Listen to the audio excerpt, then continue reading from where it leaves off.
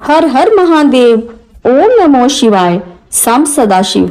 आइए श्रद्धा और भक्ति के साथ श्रावण मास की पावन कथा के 11वें अध्याय की कथा।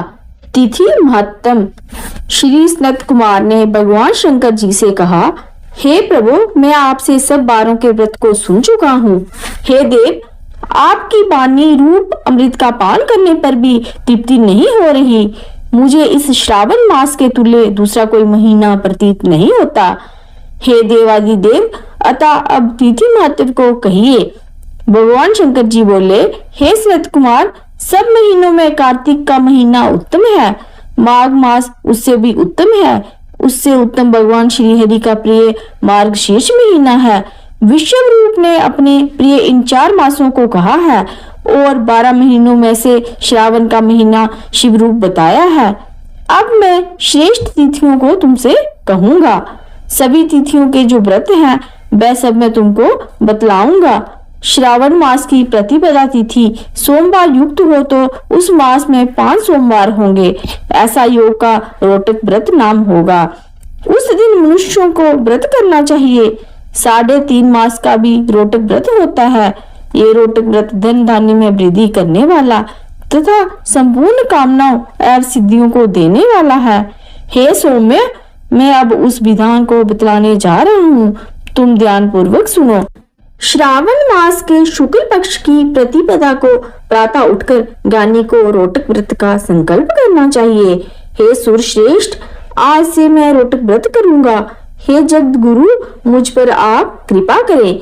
जो संकल्प करके प्रतिदिन भगवान शंकर जी का अर्चन करें, अखंडित बिलपत्र, तुलसी पत्र, नीलकमल, कमल, कलहार, कुसुम, चंपा, मालती, कुंद, अर्क आदि पुष्पों तथा नाना प्रकार के ऋतुकालीन अन्य फूलों से धूप, दीप, नैवेद्य तथा नाना प्रकार के फलों से अर्चन करना चाहिए।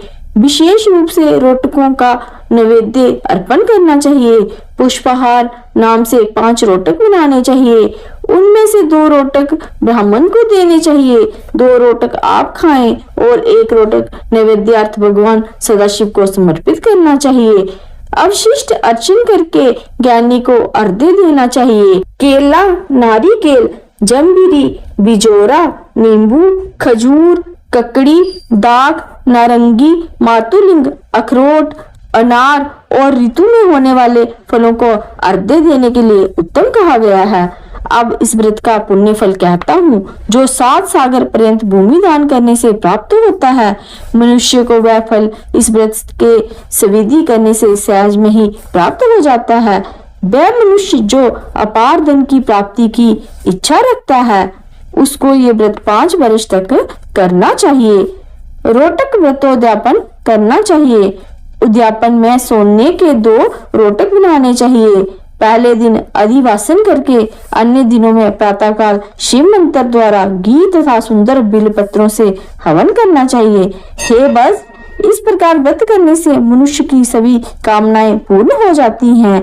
हे महामुने, अब मैं तुम्हें द्वितीय के शुभ व्रत के संबंध में बतलाऊंगा, जिसके करने से मनुष्य को धन तथा पुत्र की प्राप्ति हो जाती है। सुनो, औदुंबर नामक व्रत सब पापों को नष्ट करने वाला है। ज्ञानी को चाहिए कि श्रावण मास के आने पर शुभ तिथि द्वितीया में प्रातःकाल संकल्प करके विधिवत व्रत को करे।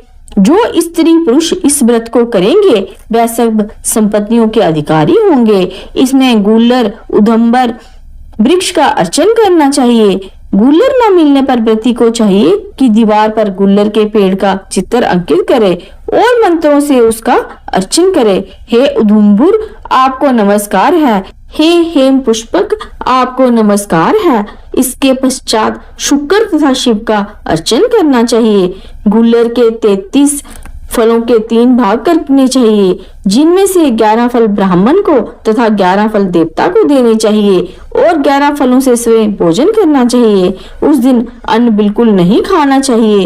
रात को शुक्र तथा भगवान शिव का अर्चन करके जागरण करना चाहिए। हे बस, इस प्रकार 11 वर्ष तक ये व्रत करना चाहिए। 11वें वर्ष की समाप्ति पर उद्यापन करना चाहिए उद्यापन में सोने का फल पुष्प पत्र आदि के सहित गुल्लर का पेड़ बनवाकर उसमें सोने से बनी हुई भगवान शंकर तथा शुक्र की मूर्तियों का पूजन करना चाहिए।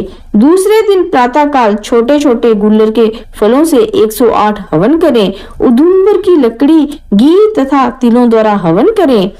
हवन समाप्त होने के बाद आचार्य का पूजन करें। अपनी शक्ति के अनुसार ब्राह्मणों को भोजन करावें। हे तात, इस प्रकार व्रत करने से जो फल होता है अब उसे सुनो। जैसे ये पेड़ बहुत फलों से युक्त होता है वैसे ही साधक के यहाँ बहुत से पुत्र होते हैं और उसके वंश की वृद्धि होती है। जिस प्रकार सोने के फलों से लदा हुआ ये पेड़ है उसी प्रकार व्रती भी गणपति हो जाता है। भगवान शंकर जी ने कहा, मैंने ये व्रत किसी दूसरे पर प्रकट नहीं किया है, इस गोपनीय व्रत को केवल तुमसे ही कहा है। इसमें संशय ना करके ये व्रत श्रद्धा और भक्ति से करना चाहिए। ओम नमो पार्वते पते, हर हर महादेव।